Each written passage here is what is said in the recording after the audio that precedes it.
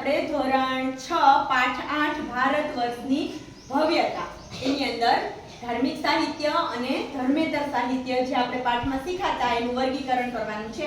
બોર્ડમાં આપણે લખેલું છે. આ જે સાહિત્યો છે એને તમારે ધાર્મિકમાં અને અધાર્મિકમાં વિતરણ કરવાના છે. ચાલો સૌથી પહેલા કોણ આવે છે? કનિષ્બેન.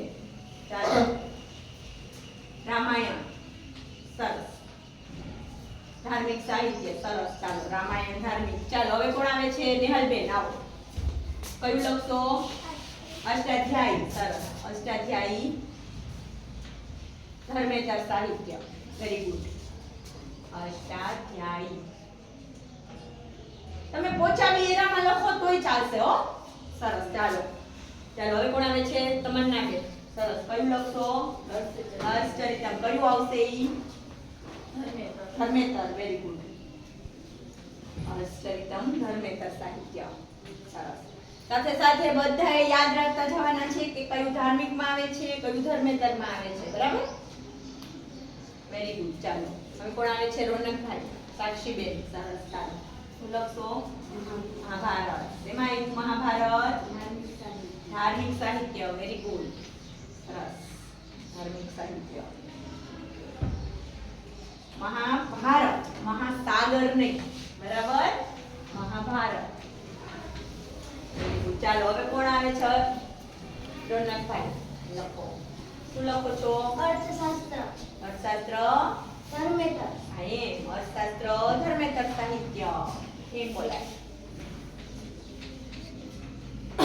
અર્થશાસ્ત્ર તો પાછું છે પણ એમાં 100 મીંડા વાળો શાસ્ત્રમાં આવે. ચાલો ઈશાનીબેન. Very good. શું લખો છો? નારદ સ્મૃતિ. શેમાં આવશે? ધર્મેતર સાહિત્ય. નારદ સ્મૃતિ. દ ખવાઈ ગયો. ખોટું લખાણ છે આવી રીતે. બરાબર? નારદ સ્મૃતિ બાજુમાં છે તે જોઈને લખવાનું. ચાલો હરમીનબેન. સ્વપ્ન વાસવ દત્તમ. કયું સાહિત્ય છે ઈ? ધર્મેતર. Very good. ચાલો સ્વપ્ન વાસવ દત્તમ. સરસ.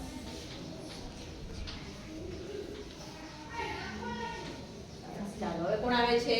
લક્ષ્મીબેન. કયું લખો છો? સિદ્ધહેમ શબ્દાનુશાસન. Very good. શેમાં આવશે ઈ? ધાર્મિક સાહિત્ય. સિદ્ધહેમ શબ્દાનુશાસન. ઓકે. શ કરીને બાંધી દે બાજુમાં. બસ. Very good. ચાલો હવે કોણ આવે છે? બંસીબેન આવો.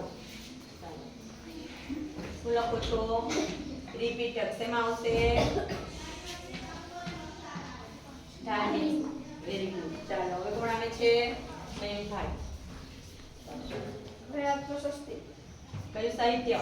ધર્મેતર. પ્રયાગ પ્રશસ્તિ. ગમે તે પ્રશસ્તિ સ્મૃતિ હોય તો ઈ ધર્મેતરમાં જ આવે. યાદ રાખવાનું. કોઈ પણ સાહિત્યની પાછળ સ્મૃતિ આપ્યું હોય કે પ્રશસ્તિ આપ્યું હોય તો ધર્મેતરમાં આવે. બરાબર? Very good. ચાલો ત્યાર પછી કોણ આવે છે? આગળ આયુષભાઈ. આગમ ગ્રંથો. કયું સાહિત્ય છે? આગમ ગ્રંથો ધર્મેતર સાહિત્ય. ધર્મેતર છે આગમ ગ્રંથો.